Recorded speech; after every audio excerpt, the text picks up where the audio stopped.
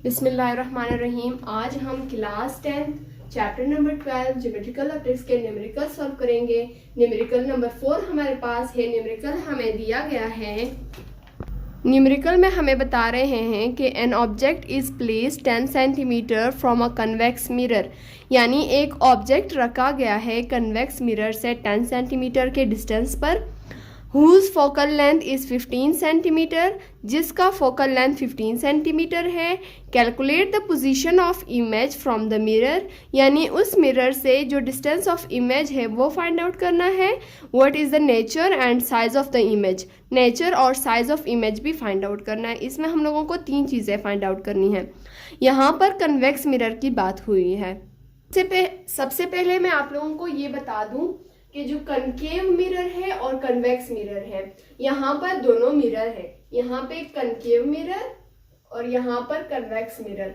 जब concave mirror होगा, जब कनकेव मिरर का फोकल लेंथ होगा तो वो पॉजिटिव होगा, और अगर कन्वेक्स मिरर आए तो उसका जो फोकल लेंथ होगा वो नेगेटिव होगा। इसी तरह फिर यहाँ पर कनकेव लेंस और कन्वेक्स लेंस आ जाता है। जब लेंस की बारी आ जाती है, फिर कनकेव लेंस का जो फोकल लेंथ है वो नेगेटिव होगा, लेकिन कन्वेक्स लेंस का जो फोकल लेंथ होगा वो पॉजिटिव होगा। ये एक दूसरे के अपोजिट है, यानी जब मिरर होगा तो कनकेव मिरर पॉजिटिव होगा, और अगर जब कनकेव लेंस होगा तो वो नेगेटिव होगा। और अगर कन्वेक्स मिरर है तो उसका फोकल लेंथ नेगेटिव होगा, अगर कन्वेक्स लेंस है तो फिर उसका फोकल लेंथ पॉजिटिव होगा।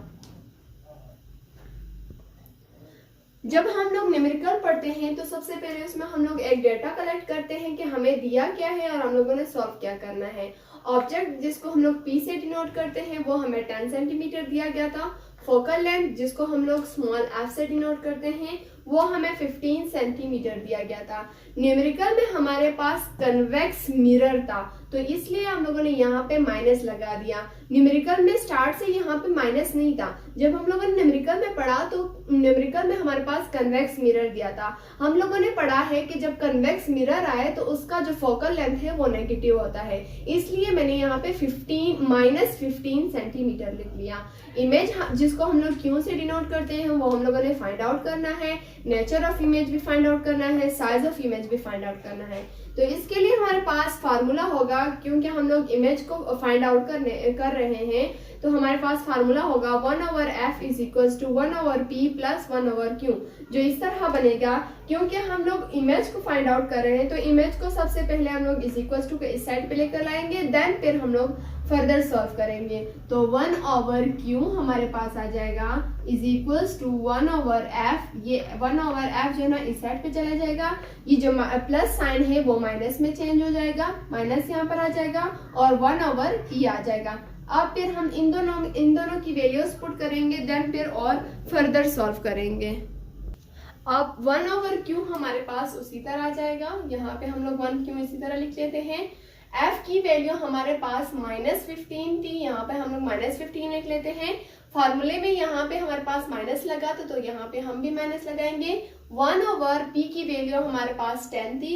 अब सबसे पहले हम इन दोनों का एलसीएम लेंगे।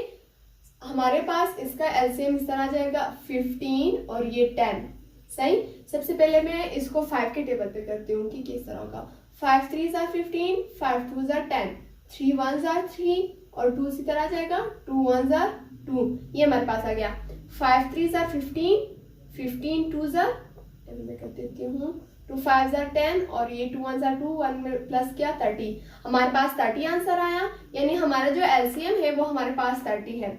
1/q यहाँ पर हमारे पास 30 आ जाएगा। अब यहाँ पे -15 है। -15 सबसे पहले इस 30 पे डिवाइड होगा, वो किस तरह होगा, यहाँ पे 30 है ना तो ये 15 इस पे डिवाइड होगा। 15 2s are 30 आता है ना, तो 15 2s are 30 आता है। इस 2 को अब हम लोगों ने इस 1 के साथ मल्टीप्लाई करना है। 2 1s are 2 आ जाता है। ये यहाँ पर माइनस था तो यहाँ पे भी माइनस हो जाएगा और ये माइनस इसी तरह लगेगा। अब ये 10 इस 30 पे डिवाइड होगा, ये वाला 10 उठाएंगे, 10 3s are 30 आता है। अब ये 3 इस 1 के साथ मल्टीप्लाई होगा, 3 1s are 3 आ जाता है। 1/q इज इक्वल्स टू 30 अब यहाँ पे माइनस माइनस प्लस हो जाते हैं, तो 2 में 3 को हम लोग प्लस करें तो क्या आ जाता है -5। सही, 1/q is equals to 5 1s are 5, 5 6 are 30, यानी हमारे पास आया -1/6। हमारा जो क्यू का आंसर है q is equals to -6 centimetre के बराबर आया, यानी जो हमारा डिस्टेंस ऑफ इमेज था कन्वेक्स मिरर का वो हमारे पास -6 सेंटीमीटर था। अब इसका हम लोगों ने nature of image find out करना है। इसका आंसर माइनस में आया तो इसका जो नेचर ऑफ इमेज होगा, यहाँ पे हम लोग लिख लेते हैं नेचर ऑफ इमेज। यहाँ पे जो नेचर है इसका, यहाँ पे माइनस आया तो इसका जो नेचर होगा वो वर्चुअल होगा। अगर ये पॉजिटिव में इसका आंसर आता तो इसका आंसर रियल होता, लेकिन यहाँ पर नेगेटिव आया तो इसका नेचर ऑफ इमेज वो वर्चुअल होगा। अब size of image find out करने के लिए हम लोगों ने फार्मूला लगाना है, जो कि मैग्निफिकेशन का फार्मूला है, m is equal to q over p। अब size of image find out करने के लिए हम लोगों को मैग्निफिकेशन वाला फार्मूला यूज करना है, जो m is equal to q over p के बराबर है, ये वाला। अब इसमें हम लोगों ने साइज ऑफ इमेज मालूम करना है, तो m उसी तरह आ जाएगा, m इसी तरह आ जाएगा। इधर हम लोग लिखते हैं m, q हमारे पास -6 आया था, p हमारे पास 10 के बराबर है, तो हम इसको डिवाइड कर देते हैं। 2 3s are 6, 2 5s are 10, 3/5। m is equals to -3/5। इसको हम लोग डिवाइड करते हैं कैलकुलेटर के जरिए। जब 3/5 को डिवाइड करते हैं हम लोग, 3 divided by 5 is equals to 0.6 हमारे पास आंसर आया, यानी जो हमारा मैग्निफिकेशन है इज इक्वल्स टू -0.6 के बराबर है, यानी जो साइज ऑफ इमेज है वो 0.6 के बराबर है उस ऑब्जेक्ट के साथ। ये हमारे पास साइज ऑफ इमेज आ गया।